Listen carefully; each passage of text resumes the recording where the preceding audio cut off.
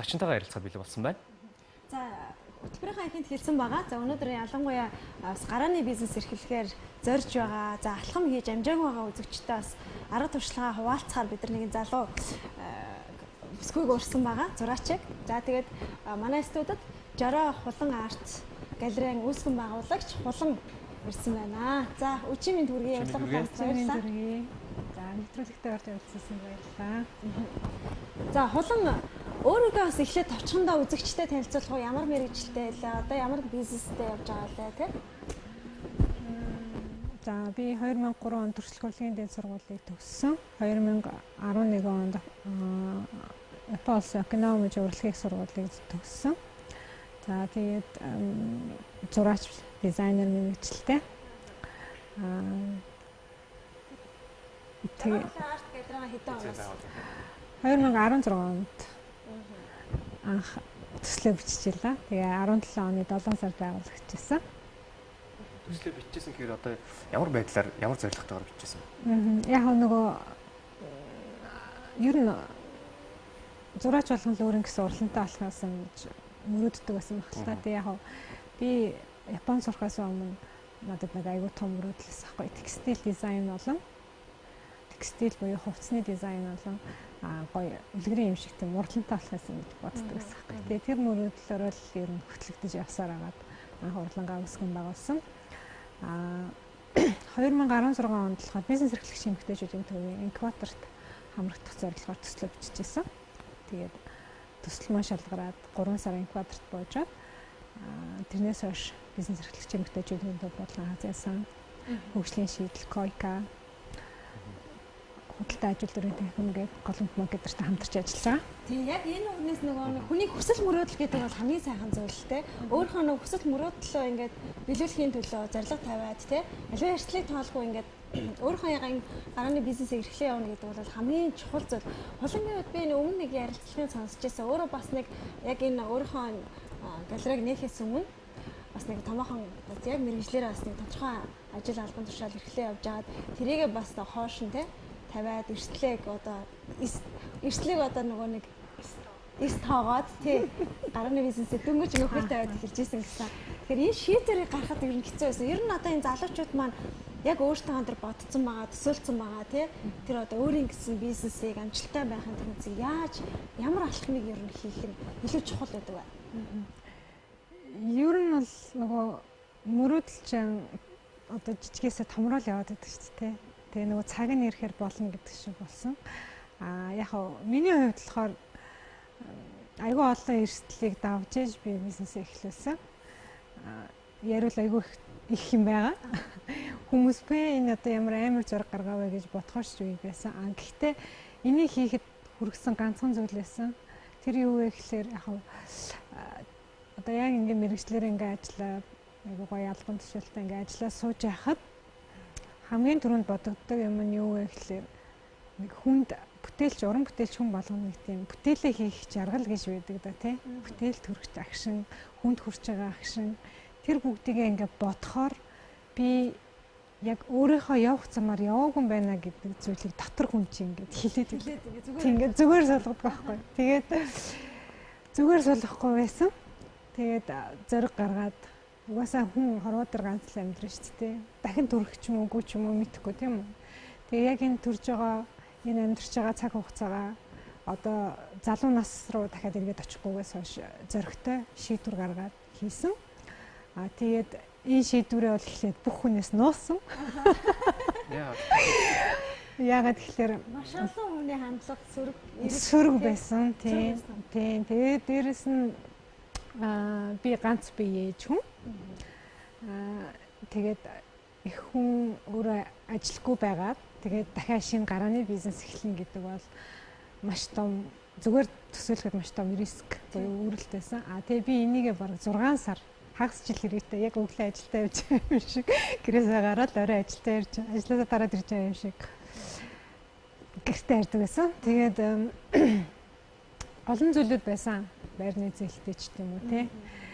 Энэ бүх асуудлыг давхад ганцхан зөвлөлгч болж байсан, чиглүүлэгч болж байсан. Тэр бол ерөөсөө миний мөрөөдөл буюу эргэж буцахгүйгээр хийх ёстой гэдэг зориг надад хатуучлыг өгсөн. Тэгээд гэрийнхнээс бол аягүй сайн нуусан. Яагаад тэгэхээр гэрийнхнээс нуухгүй бол бүх хүн эсрэгээр хандна. Яагаад тэгэхээр чи юу бодож байна гэж хэлнэ те. Амьдрал чинь яах юм бэ? Юу хөвч яах юм бэ гэдэг том асуудлууд гарч ирсэн. Тэгээд яхаа одоо эргээ бодоход тэр үед амар зөрөгтэй ээжээ те. Яагаад ийм том зориг гаргасан болоо гэж одоо бодохоор бараг нөлөөс гарчих гал. Одоо бодохоор бараг айж байна. Гэтэ одоо миний ажил бүр 100% бол жигдээгүй. Гэхдээ өглөө болгон сэрэхтэй, өглөө болгон бодохдоо би өнөөдөр юу хийсэн бэ? Өчигдөр өнөөдөр юу хийх ёстой вэ? Маргааш юу эхлүүлэх ёстой вэ? Би юу хийчих вэ гэдгээ байнга боддог. Тэгээд өдөр болгон шинээр амьдрахыг хүсдэг. Хаашд ингээд зориг гаргаад эхэлсэн амьдралаад одоо өргөжлөх ёстой. Тэгээ хүн болгон том сэтгэлтэй, зүрхэндээ ч юм уу те хүнд хэлж чадахгүй том нууц байдаг бах тийм үү? Тэгээд том мөрөөдөл байдаг бах. Тэрэндээ хүрэхийн тулд зориг гаргах юм хэрэг чухал юм билээ. Тэгээд тэр үед надад ганцхан зүйл боддог байсан. Тэнэг хүн зоригтой гэдэг. Тэнийг дотор ууж юм гэсэн үгүүдээр л өөрийгөө тайвшруулна. Тийм тайвшруулаад ажиллаа гэдэг байсан да. Одоо тэгээд эргээ бодоход ямар ч тач бас тэр дөнгөж одоо алхмаа яжсэн үеэ бодвол нэг бас нэг хэдэн жил өнгөрцөн байна тий. Үйл ажиллагаа басчгүй баг зэрэг жигдрээ явчлаа. Цаашдаа одоо тэгвэл хулангийн мөрөөдөл одоо ямар хэмжээнд очих мөрөөдөлтэй? Нөгөө хурд хамт бишээ. Харан гамтлагын нэг дуу гэдэг шүү дээ. Гарааны бизнесээ эхлүүлээд нэг удаа би нийгмийн даатгалын хилцээр нөгөө хувь төлөвчлөхөд тавь төлөвчөөр очиж байсан аахгүй. Тэгээ тухайн үед өвдөд тэгээд листээ тойрхоо зуруулаад ижсэн чинь нэг хүн намайг хараа таньсан. Тэгээд байцаагч намайг хараа таниад тэр надаа одоо л бодогддог байхгүй. Харангийн нөгөө нэг хүний амьдрал тийм шүү дээ. Эгэлчээрийн мөртлөө энхэн бидээ багтахааргүй их хүслийн далаа юм даа гэв. Яг тэр дууг над руу зориулаад дууссан байхгүй. Тэр байцаагч намайг хараад таньсан. Тэгээд тэр дууг одоо л боддог. Үнэхээр их хүслийн далаад одоо ганц чиглүүлэх чинь нөгөө хизээч буцаж болохгүй. Тэгээ гал тэр нэгэнтэй хөдөлсөн луучин буюу чиглүүлэгчээ барай явж байгаа. Тэгэхээр нэг том зорилго байгаа. Тэрэндээ бол хүрнэ гэж бодож байгаа.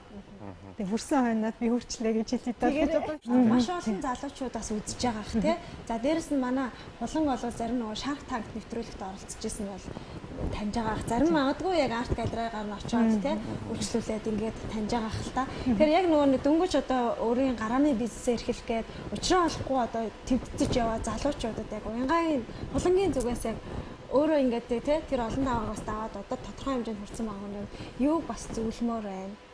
Монголд яг гарааны бизнес яг хийхэд ер нь хэр хүндрэлтэй нөхцөл байдал байдаг юм байна гэдэг яриад бас ярилцлага өндөрлөх. Манайх нөгөө цаг аягүй баг. За тэгээ.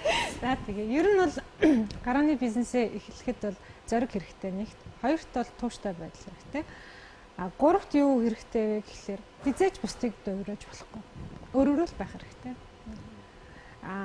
Сүүлийн үед одоо ингээл энэ нөгөө одоо жишээ нь миний жишээн дээр айгүй харагдсан л. Принттэй бүтээгдэхүүн айгүй ашигтай юм байна ч тийм үү те. Иргэн тойрны бүх хүмүүс ингээд принт даган дураагаад. Даган дураагаад.